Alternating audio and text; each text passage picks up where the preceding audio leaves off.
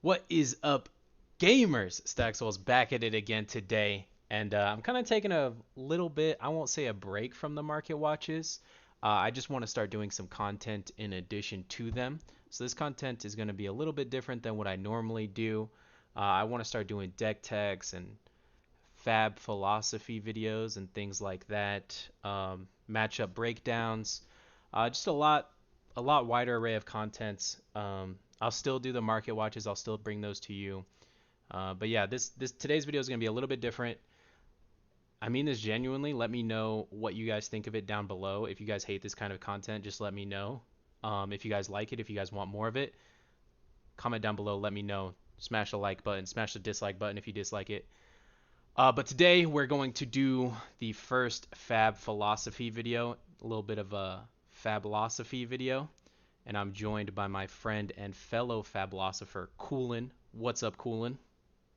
What's going on, everybody? So we had an interesting situation come up on Talishare the other day, and someone rolled a 1 off of Scab Skin Leathers. He took a lot of damage to set up like, a big 4-card hand with Brute. He rolled a 1 off Scab Skins. He cracked his Gambler's Gloves. He rolled another 1. You know how Talishare players are. He was super upset, salty, telling me how incredibly unlucky he got. How, it was a total anomaly. But help us out, Coolin. Tell us why that might not be the case here.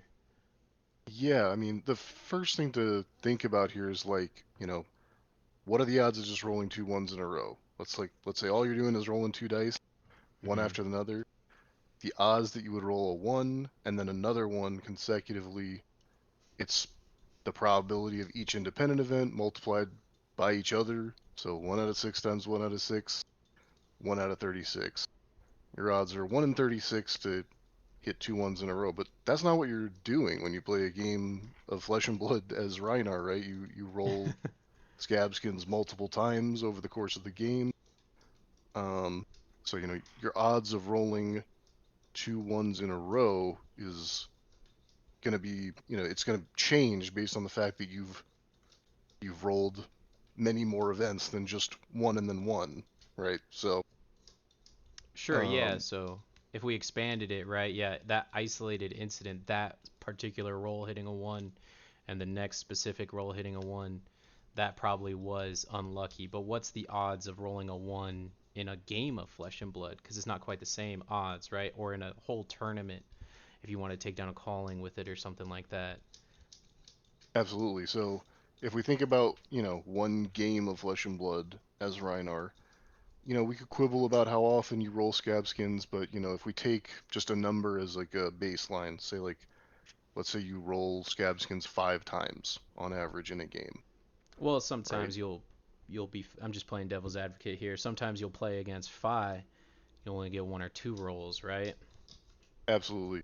But just to see see the fact that multiple rolls in a game changes this probability, Yeah, sure. I know. I if you think I think five is a fair number. Yeah, you only might get 1 or 2 rolls against five, but you might get like 10 rolls against an Icelander or against an Oldhim or something like that. Fatigue Oldhim totally, particularly. yeah, lots of variables. I mean, the build of Rhino you're playing might change it. Even the player might just have a different tendency to roll or not. But if we Right. use a baseline of 5, it gives us like a something to work from where you can, shift your priors based on what how much you want to move the average from that starting point of like 5, for example. I think that's a fair number. I think 5 per game is pretty fair.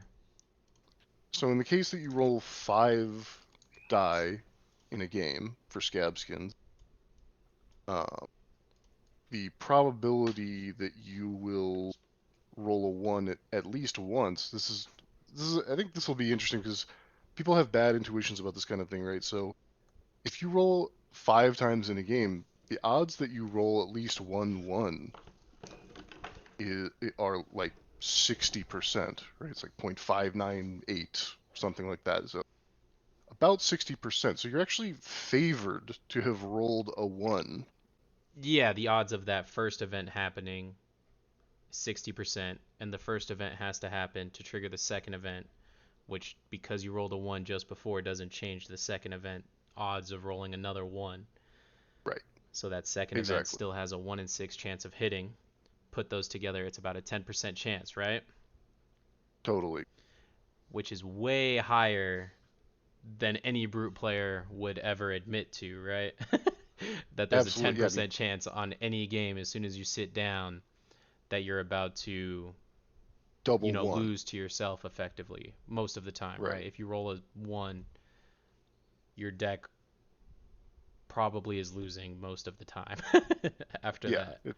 Definitely a big event. It's going to cause some number of losses, probably quite a few. Um, you won't lose 100% of the games where that happens, but you will lose probably more than you don't after that happens. Surely, yeah, I would say probably over 90%, but that's just a guess. Right. Okay. Yeah. So if we extrapolated this data, so it's a 10% to hit this 1 in a 1 in any given game if your given game's average rolls are 5 per game, which again, I think that's a fair number. But what if you wanted to take this to a calling? What if you wanted to take this to a big 10-round tournament and you're rolling 5 times per game? How likely are you to hit that 1 in that tournament? Totally. It's a good question. And the way we would figure that out is we would take our odds of that occurring in one game that we just found out, so approximately 10%, zero point 0.1, Mm-hmm. And we and got this right here.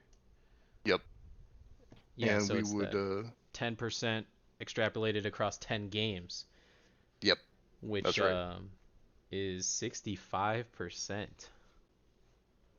right. So if you play 10 games, and again, we understand there's many assumptions here. We're assuming you roll 5 times, so on and so forth. If you take this as a baseline, if you play 10 games, your odds of rolling double ones uh, at least once in that series of 10 games is 65%. You're actually favored to have that happen at least once. It's just funny because, I mean, every stage of this is actually kind of surprising, right? Even the earlier number of how likely you are to roll a 1 on just 5 rolls, right? You're Yeah, favored to do that, right? right. That's Yeah, that's kind uh, of crazy, I think. Even kind of the surprising.